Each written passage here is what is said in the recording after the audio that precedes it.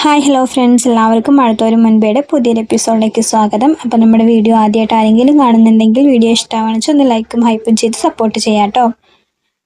അപ്പോൾ വീണ്ടും തിരിച്ചു വന്ന അലീനയെ ഒഴിവാക്കാനുള്ള അല്ലെങ്കിൽ അവളെ ജയിക്കാനുള്ള മാർഗ്ഗങ്ങൾ തേടി അലയുകയാണ് നമ്മുടെ വൈജയന്തി. അതിനുള്ള ഒരു മാർഗ്ഗം കണ്ടുപിടിച്ചിരിക്കുകയാണ് അവസാനം വൈജയന്തി. വേറെ ഒന്നുമല്ല, നമ്മുടെ മുത്തശ്ശീനെ നോക്കാനുള്ള ഹോം നേഴ്സായിട്ടാണല്ലോ അലീന ആ വീട്ടിലേക്ക് കയറി വരുന്നത്. അപ്പോൾ മുത്തശ്ശീനെ ആദ്യം ആ വീട്ടിൽ നിന്ന് ഒഴിവാക്കുക. പിന്നെയുള്ളത് ദത്തുപുത്രിന്നുള്ള സ്ഥാനമാണ്. അത് പതുക്കെ എടുത്ത് മാറ്റാം. അപ്പോൾ ആദ്യം മുത്തശ്ശീനെ അവിടെ നിന്ന് കൈതക്കൽ വീട്ടിലേക്ക് തന്നെ തിരിച്ചു കൊണ്ടാക്കുക, അതായത് കമലയുടെ അടുത്തേക്ക് തന്നെ തിരിച്ചു കൊണ്ടാക്കാം എന്നൊരു തീരുമാനത്തിലേക്ക് വൈജയന്തി എത്തുകയാണ്. അങ്ങനെ ഒട്ടും താല്പര്യമില്ലാത്ത മുത്തശ്ശീനെ ഹോസ്പിറ്റലിലേക്ക് പോയി തിരിച്ച് കൈതക്കൽ വീട്ടിലേക്ക് തന്നെ കൊണ്ടാക്കുകയാണ് കേട്ടോ. ഒരു കുറവും ഇല്ലാതെ നോക്കിയിരുന്ന അലീനയുടെ അടുത്തുനിന്ന് കമലയുടെ അടുത്തേക്ക് പോകാൻ മുത്തശ്ശിക്ക് തീരെ താല്പര്യമില്ല. എന്നാലും വൈജയന്തിയുടെ ഭാഗത്ത് നിന്ന് മാത്രമാണ് ചിന്തിക്കുന്നത്.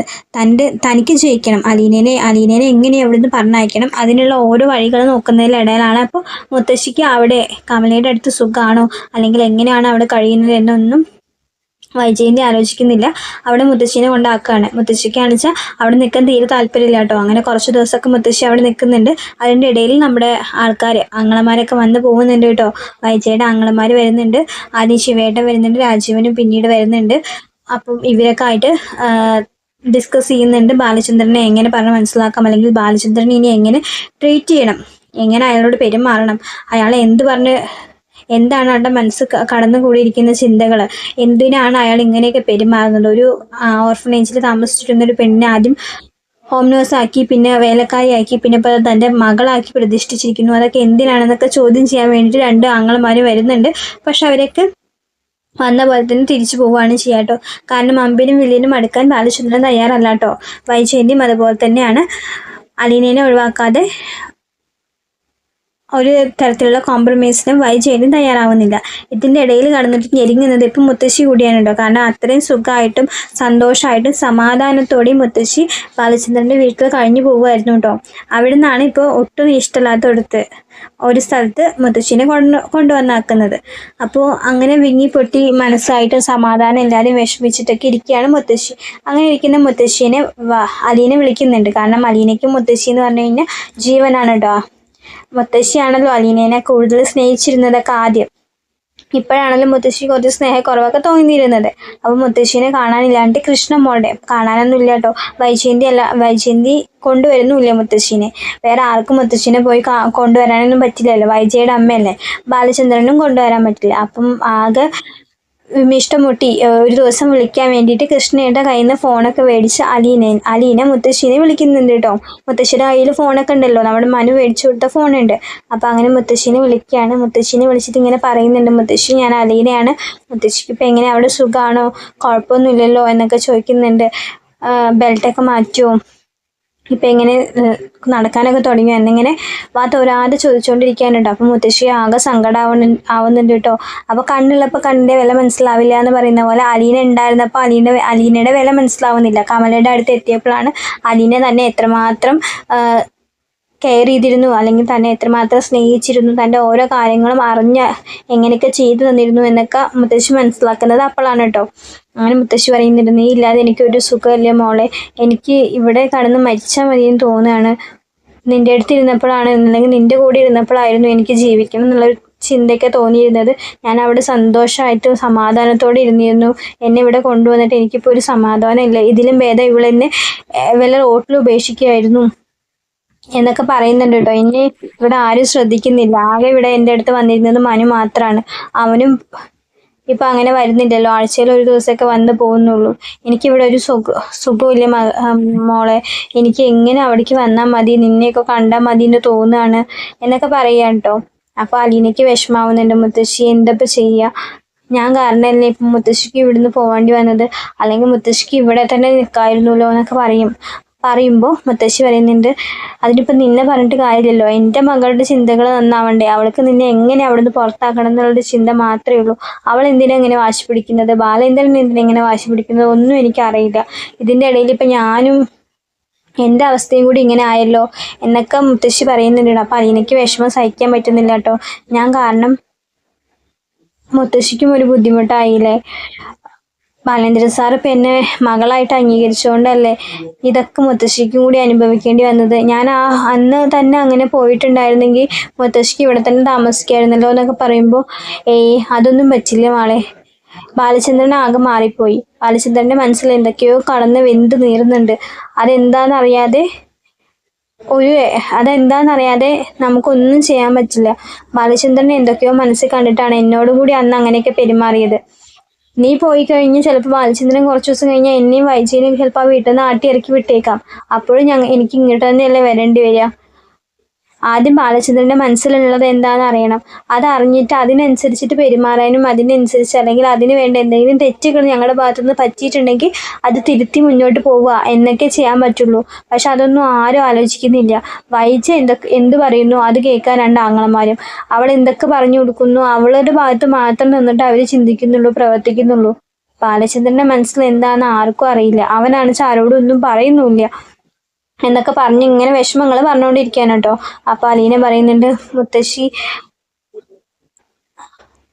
എന്നെ അച്ഛൻ മകളായിട്ട് അംഗീകരിച്ചപ്പോൾ മേഡത്തിന് എന്നെ എൻ്റെ അമ്മയായിട്ട് നിന്നൂടെ? എന്നോട് കുറച്ച് സ്നേഹമൊക്കെ കാണിച്ചൂടെ? ഞാൻ ആരെയും ഉപദ്രവിക്കാനോ ആരെയും ദ്രോഹിക്കാനോ ഒന്നും ശ്രമിച്ചിട്ടില്ലല്ലോ. ഈ വീട്ടിലുള്ള എല്ലാവരും ഞാൻ എൻ്റെ കുടുംബാംഗങ്ങളായിട്ടും എൻ്റെ അച്ഛനെ പോലെയും എൻ്റെ സഹോദരങ്ങളെ പോലെയും എൻ്റെ മുത്തശ്ശിയെ പോലെയൊക്കെ അല്ലേ കണ്ടിട്ടുള്ളൂ. അതുപോലെയല്ലേ ഞാൻ പെരുമാറിയിട്ടുള്ളൂ. ഇന്നേ വരെ മോശമായിട്ടുള്ള ഒരു രീതിയിൽ ഞാൻ മുത്തശ്ശിയോടോ ഇവിടെ ഉള്ളവരോടോ ഒന്നും പെരുമാറിയിട്ടില്ല. എന്നിട്ടും മേഡത്തിന് എന്തിനാ എന്നോട് ഇത്ര ദേഷ്യം വാശിയൊക്കെ? മുത്തശ്ശി പറയുന്നുണ്ട് കേട്ടോ. അപ്പോൾ നിന്നെ ബാലചന്ദ്രൻ മകളായിട്ട് അംഗീകരിച്ചു എന്ന് പറഞ്ഞിട്ട് വൈജിക്ക് അങ്ങനെ പറ്റണ്ടേ മോളെ? അവൾ അങ്ങനെ ഒരു പിടിവാശിക്കാരിയാണ്. ഒന്നാമത് അവൾക്ക് നിന്നെ ഇഷ്ടമല്ല. അവൾ നിന്നെ മകളായിട്ട് അംഗീകരിക്കും, നിന്നെ മകളെ പോലെ സ്നേഹിക്കും എന്നൊക്കെ നിനക്ക് തോന്നുന്നുണ്ടോ? അതൊന്നും ഒരിക്കലും നടക്കുന്ന കാര്യമില്ല. പിന്നെ ആരോ പ്രസവിച്ച് ആരുടെയോ മകളായ ആരോ പിഴച്ചു പ്രസവിച്ച് നിന്നെ മകളായിട്ടൊന്നും അവൾ അംഗീകരിക്കില്ല ഒരിക്കലും എന്ന് പറയാണ് കേട്ടോ. അത് ശരിക്കും മുത്തശ്ശിയുടെ വായന്ന് വന്നൊരു പിഴവാണ്. പക്ഷെ അത് അലീനെ ഭയങ്കരമായിട്ട് വിഷമിപ്പിക്കുന്നുണ്ട് കേട്ടോ.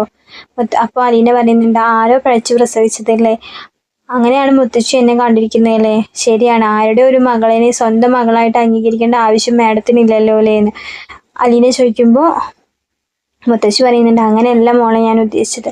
അവൾക്ക് പെൺമക്കളായിട്ട് 2 പേരുണ്ട്, പിന്നെ ഒരു ആൺകുട്ടിയുണ്ട്. അതിൻ്റെ ഇടയിൽ ഇപ്പം നിന്നെ ഒരു മകളായിട്ടൊക്കെ അംഗീകരിക്കേണ്ട ആവശ്യം അവൾക്കില്ലല്ലോ. അങ്ങനെ അവൾ ചിന്തിക്കുക പോലും ചെയ്യില്ല. പിന്നെ അവളൊരു പ്രത്യേക സ്വഭാവക്കാരിയാണ്. അവളുടെ മക്കളെ തന്നെ അവളെ എങ്ങനെയാണ് സ്നേഹിക്കുന്നു പെരുമാറുന്നു എന്ന് എനിക്കറിയാലോ. അവളുടെ മക്കളെ മാത്രമേ അവൾക്ക് ഇഷ്ടമുള്ളൂ. നിന്നെയൊക്കെ അവള് സ്നേഹിക്കും മകളായിട്ട് അംഗീകരിക്കുന്നു ഒരിക്കലും ചെയ്യില്ല എന്ന് പറയാണ് കേട്ടോ. അപ്പോൾ അലീന പറയുന്നുണ്ട്, എന്തിനാ അങ്ങനെ ചിന്തിക്കുന്നത്? ഞാനും മേഡത്തിന്റെ മകൾ തന്നെയല്ലേ. മേഡത്തിന് ശരിക്കും 3 മക്കളൊന്നല്ലല്ലോ ഉള്ളത്. മേഡത്തിന് ശരിക്കും 4 മക്കളില്ലേ എന്ന് ചോദിക്കുന്നുണ്ട് കേട്ടോ. അത് ശരിക്കും പെട്ടെന്ന് മുത്തശ്ശിക്ക് കേൾക്കുമ്പോൾ മുത്തശ്ശിക്ക് ആകെ ഷോക്കാവാണ് ചെയ്യാട്ടോ. 4 മക്കളോ? നീ എന്താ അങ്ങനെ പറഞ്ഞത്? ശരിയല്ലേ മുത്തശ്ശി? ഞാൻ ഇതുവരെ ആരോടും പറയരുതെന്ന് വിചാരിച്ചതാണ്. ശരിക്കും മേഡത്തിന് 4 മക്കളില്ലേ? നീ എന്തൊക്കെ അലീനെ പറയുന്നത് എന്ന് പറയാനുണ്ട്. അപ്പം മുത്തശ്ശി എന്നോട് ഉരുണ്ട് കളിക്കൊന്നും വേണ്ട. എനിക്ക് സത്യങ്ങളൊക്കെ ഒരുവിധം അറിയാം. മേഡത്തിന് ബാലചന്ദ്ര സാറുമായിട്ടുള്ള വിവാഹത്തിന് മുന്നേ ഒരു കുഞ്ഞ് ജനിച്ചിട്ടുണ്ടായിരുന്നു എന്നും നിങ്ങളെല്ലാവരും കൂടി ആ കുഞ്ഞിനെ ഓർഫനേജിലാക്കി എന്നൊക്കെയുള്ള കാര്യങ്ങൾ എനിക്കറിയാമെന്ന് പറയുമ്പോൾ ഇതൊക്കെ നിനക്ക് എങ്ങനെ അറിയാമെന്ന് മുത്തശ്ശി സംശയത്തോടെ ചോദിക്കുന്നുണ്ട്. സംശയവും ഒരു പേടിയോടെ ചോദിക്കുമ്പോൾ അലീന പറയുന്നുണ്ട്, എല്ലാം എനിക്കറിയാം, എല്ലാം അറിഞ്ഞിട്ട് തന്നെയാണ് ഞാൻ ഈ വീട്ടിലേക്ക് വന്നത് എന്നൊക്കെ പറഞ്ഞു തുടങ്ങും. മുത്തശ്ശി പറയുന്നുണ്ട്, നീ എന്താ മോളെ ഇതൊക്കെ നീ എന്തൊക്കെയാ പറയുന്നതെന്ന് ചോദിക്കുമ്പോൾ മുത്തശ്ശി എല്ലാം അറിഞ്ഞിട്ടും എന്നോട് സത്യങ്ങളൊന്നും മറച്ചു വെക്കണ്ട. എനിക്കറിയാം, ഇവിടുത്തെ എല്ലാവരും എൻ്റെ കുടുംബക്കാരാണെന്ന് അല്ലെങ്കിൽ എൻ്റെ ആൾക്കാരാണെന്ന് ഞാൻ മുത്തശ്ശിയോട് എന്നും പറഞ്ഞിട്ടില്ലേ. അത് വെറുതെ ഒന്നും അല്ല.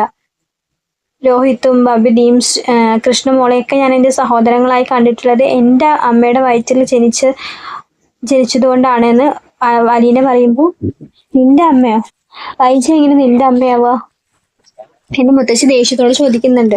അപ്പോൾ മുത്തശ്ശിക്ക് അറിയില്ലേ, എൻ്റെ അമ്മ തന്നെ 22 വർഷങ്ങൾക്ക് മുന്നേ എൻ്റെ അമ്മയുടെ വയറ്റിൽ ജനിച്ച പെൺകുട്ടിയാണ് ഞാൻ. 22 വർഷങ്ങൾക്ക് മുന്നേ നിങ്ങളുടെ മകൾക്ക് ഒരബദ്ധം പറ്റി. ആ അബദ്ധത്തിൽ ജനിച്ച കുട്ടിയാണ് ഞാൻ. അതെല്ലാവർക്കും അറിയുന്ന കാര്യമാണ്. നിങ്ങൾ ആരും അറിയാതെ ഒരു ഓർഫനേജിൽ എന്നെ കൊണ്ട് ആക്കിയിട്ട് പിന്നെ നിങ്ങൾ ആരും അന്വേഷിച്ചിട്ടില്ലല്ലോ. ഇതൊന്നും ആരും അറിയിക്കരുത്, ആരും അറിയരുതെന്നൊക്കെ എനിക്ക് ആഗ്രഹം ഉണ്ടായിരുന്നു. ആരോടും പറയാതെ, ആരും അറിയാതെ നിങ്ങളുടെ കൂടെ ജീവിക്കാൻ വേണ്ടിയിട്ട് മാത്രമാണ് ഞാൻ വന്നത്. ആ ഒരു എൻ്റെ സുരക്ഷിതത്വം ആലോചിച്ചിട്ടാണ് മുത്തശ്ശൻ അന്ന് എന്നെ ഇവിടെ കൊണ്ടുവന്നാക്കിയത്. മുത്തശ്ശൻ അത് ഇന്ന് ഇത്രയും വലിയ പ്രശ്നങ്ങളാവും, അല്ലെങ്കിൽ ഇത് ഇങ്ങനെയൊക്കെ ആവും എന്നൊന്നും മുത്തശ്ശൻ ആലോചിച്ച് കാണുന്നുണ്ടാവില്ല. പക്ഷെ സ്വന്തം മകളാണെന്ന് പോലും അറിയാതെ മാഡം മാഡം അല്ല എൻ്റെ അമ്മ എന്നോട് എന്തൊക്കെയാണ് ചെയ്യുന്നത്, എന്നെ എത്രമാത്രം ദ്രോഹിക്കുന്നുണ്ട്, എന്തൊക്കെ പറഞ്ഞ് വിഷമിപ്പിക്കുന്നുണ്ട്. പക്ഷെ എൻ്റെ അമ്മ എന്നെ മകളായിട്ട് അംഗീകരിക്കണമെന്ന് എനിക്ക് ശരിക്കും ഇപ്പം താല്പര്യമില്ല, ആഗ്രഹവുമില്ല. എൻ്റെ അമ്മ ആണ് അവരെന്ന്, അല്ലെങ്കിൽ മാഡം എൻ്റെ അമ്മയാണെന്ന് മാഡം ഒരിക്കലും അറിയരുതെന്ന് മാത്രമാണ് ഇപ്പം എൻ്റെ പ്രാർത്ഥന. കാരണം എന്നോട് ചെയ്തതൊക്കെ ഓർത്ത് ചിലപ്പോൾ മനസ്സ് താങ്ങില്ല. ഒരു നാൾ ഞാൻ ആരാണെന്ന് അറിയുമ്പോൾ മാഡത്തിന് അത് താങ്ങാൻ കഴിയില്ല എന്ന് എനിക്കറിയാം എന്നൊക്കെ പറഞ്ഞ് അലീന കരയാൻ തുടങ്ങുന്നുണ്ട് കേട്ടോ. മുത്തശ്ശിയാണ് വെച്ചാൽ ഇപ്പുറത്ത് ഇതൊക്കെ അറിഞ്ഞ് ആകെ ഷോക്കായിട്ടിരിക്കുകയാണ് കേട്ടോ. എന്തൊക്കെയാണ് ഇവള് പറയുന്നത്, എന്തൊക്കെയാണ് ഇവള് പുലമ്പുന്നത്, ശരിക്കും ഇവള് വൈജയുടെ മകളാണോ എന്നൊക്കെയുള്ള ആലോചനകൾ മുത്തശ്ശിയുടെ മനസ്സിൽ വരുന്നുണ്ട്. കാരണം ആ കുട്ടി മരിച്ചുപോയി എന്നാണല്ലോ കുഞ്ഞിരാമേട്ടൻ പറഞ്ഞത്. ഓർഫനേജിലാക്കി, പക്ഷെ കുറച്ചു കഴിഞ്ഞപ്പോൾ ആ കുട്ടി മരിച്ചു എന്നൊക്കെയാണ് തങ്ങളെ പറഞ്ഞ് ധരിപ്പിച്ചിട്ടുണ്ടായിരുന്നത്. പിന്നെ ഇവിടെ നിന്ന് ഇപ്പം ഇങ്ങനെ ഒരു മകൾ വന്നു. അപ്പോൾ അലീന പറയുന്നത് മുഴുവൻ കേൾക്കാൻ നിൽക്കാതെ മുത്തശ്ശി വേഗം ഫോൺ കട്ടാക്കുന്നുണ്ട്. എന്നിട്ട് മുത്തശ്ശി ഇങ്ങനെ ഇരുന്ന് ആലോചിക്കുകയാണ് കേട്ടോ കാര്യങ്ങൾ ഒന്നും കൂടി. അപ്പോൾ ഇത്രയും ദൂരെ പോയി കുഞ്ഞിരാമേട്ടൻ കഴക്കൂട്ടം ഓർഫനേജിൽ പോയി ഇവളെ കൂട്ടിക്കൊണ്ട് വന്നിട്ടുണ്ടെങ്കിൽ അവളെ കുഞ്ഞിരാമേട്ടന് നന്നായിട്ട് അറിയാം. അപ്പോൾ അവൾ വൈജയുടെ മകൾ തന്നെയാണോ? അതുകൊണ്ടാണോ അവളെ ഇവിടെ തന്നെ കൊണ്ടുവന്നാക്കിയത്? അവളെ നോക്കണമെന്ന് മനുവിനോട് പറഞ്ഞതും മനു അവൾക്ക് സപ്പോർട്ട് ചെയ്യുന്നതും ഒക്കെ അതുകൊണ്ടായിരിക്കുമോ എന്നൊക്കെ അലീനയെ കുറിച്ച് മുത്തശ്ശി ഇങ്ങനെ ആലോചിച്ചുകൊണ്ടിരിക്കുകയാണ് കേട്ടോ. അപ്പോൾ എല്ലാം കൂടി കൂട്ടിച്ചേർക്കുമ്പോൾ മുത്തശ്ശിക്ക് ഏറെക്കുറെ കാര്യങ്ങൾ വ്യക്തമാവുന്നുണ്ട്. അലീന പറഞ്ഞതിൽ സത്യമുണ്ട്, വൈജയുടെ മകൾ തന്നെ ആവാനാണ് സാധ്യത. പക്ഷെ ഇതൊക്കെ അറിഞ്ഞിട്ടായിരിക്കുമോ ഇനി ബാലചന്ദ്രൻ ഇങ്ങനെയൊക്കെ പെരുമാറുന്നത് എന്ന ചിന്തയായി പിന്നീട് മുത്തശ്ശിക്ക് കേട്ടോ. അപ്പോൾ ഇത് അലീനയോട് ചോദിക്കുകയും വേണം, അലീനയെ തിരിച്ച് വിളിക്കാൻ മുത്തശ്ശിക്ക് അറിയില്ല. അപ്പോൾ എന്ത് ചെയ്യണമെന്നറിയാതെ ആകെ ടെൻഷൻ അടിച്ചിരിക്കുന്ന മുത്തശ്ശിനെ കാണിക്കുന്നുണ്ട് കേട്ടോ. മുത്തശ്ശി ഒരുവിധ സത്യങ്ങളൊക്കെ അലീനയുടെ വായിൽ നിന്ന് തന്നെ അറിയുന്നുണ്ട്. മുത്തശ്ശീനെ അത്രയ്ക്ക് ഇഷ്ടമാണ് അലീനയ്ക്ക്. മുത്തശ്ശിനെ കാണാൻ പറ്റാത്തതിലും മുത്തശ്ശിയുടെ വായിൽ നിന്ന് അങ്ങനെയൊക്കെ വീണപ്പോൾ പെട്ടെന്ന് പറഞ്ഞു പോയതാണ് അലീന കേട്ടോ. അങ്ങനെ മുത്തശ്ശി സത്യങ്ങളൊക്കെ അറിയുന്നുണ്ട്. കുറേ കഴിയുമ്പോൾ മുത്തശ്ശീനെ ബാലചന്ദ്രൻ തന്നെ കൈതക്കൽ മാളിക വീട്ടിൽ നിന്ന് തിരിച്ച് നെടുമ്പലക്കിലേക്ക് കൊണ്ടുവരുന്നുണ്ട് കേട്ടോ. ആ സീനുകളൊക്കെ വരാൻ പോകുന്നതേ ഉള്ളൂ. അപ്പോൾ വീഡിയോ ഇഷ്ടമാണെന്ന് വെച്ചാൽ എല്ലാവരും ലൈക്ക് ചെയ്യണം, സബ്സ്ക്രൈബ് ചെയ്യണം. താങ്ക്